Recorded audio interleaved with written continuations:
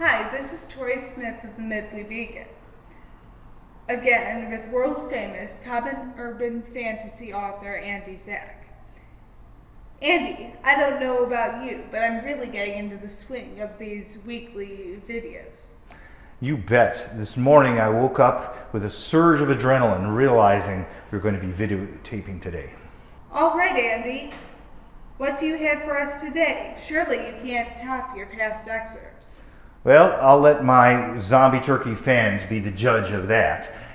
This week we have an excerpt from a little town south of I-80 called Tiskilwa. Not many people have heard of it, but I have a chapter, an excerpt from Zombie Turkeys. I can hardly wait to hear what happens. Are you ready? Ready. Let's go then. Chapter 5, Tiskilwa. Fletcher Axel had read of the zombie turkey advance with great concern. His farm sat just west of the cordon and east of Tiskilwa, a small village of 800 south of I-80. Fletcher raised organic free-range turkeys. He could sell those for double the price of regular turkeys, and with Thanksgiving coming up, his sales were climbing. He did not have nearly the quantity the other turkey farmers had, only about 500 or so, but he didn't want any to go zombie on him. He double-checked his barn, nice and tight all around, and he had wooden shutters on the windows and skylights. He made sure they were all latched. He had learned from Tom's turkey the day before. Thank God for the Midley Beacon.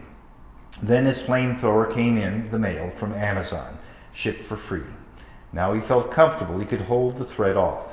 Even zombie turkeys feared fire. He looked up how to make napalm on the internet and made a 55-gallon barrel of it. He ran a hose to his flamethrower and tested it behind the barn using an old electric sump pump to propel the napalm. Quite satisfactory. He didn't need to worry his wife Julie about this, so he didn't tell her about his flamethrower. He had always been an early riser, but since the zombie turkey threat arose, he had been getting up by 3 a.m., getting his work done, and then going out and patrolling his fields with his John Deere tractor. He had an idea of how to use that as a weapon, too. He carefully inspected the fences and woodlands to the east of the farm, adjoining the Illinois River Valley, where the turkeys had last been seen. His vigilance paid off 3 days later. At 6:30 a.m., he saw a group of turkeys coming from the east.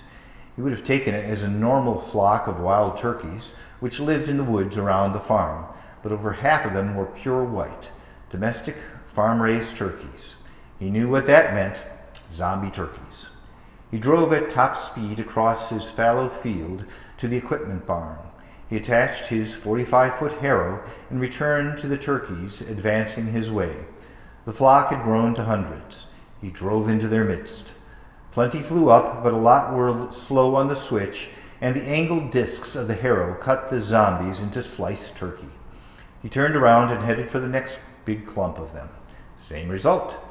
After a dozen times across the field and hundreds of turkeys ground into fertilizer, the live turkeys started avoiding his tractor.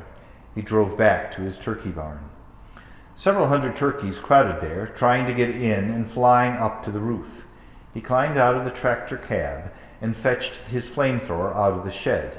The 100-foot garden hose he'd used to link the flamethrower and the drum of napalm unwound from its reel next to the barrel of napalm. As soon as he walked out, the turkeys made a beeline for him. Or was it a turkey line? Grabbing the flamethrower, he turned on the pump and opened up. Turkey fricassee. He kept his back to his metal barn and slowly walked all the way around, flaming as he went. By the time he was 3/4 of the way around, the turkeys had beat it, except for a couple hundred charred carcasses. "Fletch, you're going to kill yourself," his wife yelled. "Maybe so, but at least the turkeys won't." "Was that those zombie turkeys?" "Sure was, red eyes and all, just like they said in the paper. They're dead now. You'd better let that feller Sam Melvin know." "Now how would I get a hold of him?" "He put a phone number on his website for hot turkey tips." "These sure are hot turkeys, all right." After a last survey around the barnyard, He clambered back into the tractor and double-checked the field. Sure enough, a few stragglers rose from the ground, so bloody and dirty he couldn't tell if they were domestic or wild. He harrowed them under. Then he called Sam Melvin. Is that all? That's all in this excerpt. Wish there was more. Well, there's a whole lot more drama, humor, and adventure in my book, Zombie Turkeys. Where can the Zombie Turkey fans buy the book? Well, they can go to our YouTube channel, and we'll have the links there, or they can go to our Facebook page, Zombie Turkeys Book, and get it there, or they can go to Amazon and search for Andy Zack or Zombie Turkeys. That's a lot of information, but it's what Zombie Turkey fans want. That's all for this week. I'll be looking forward to seeing you next week.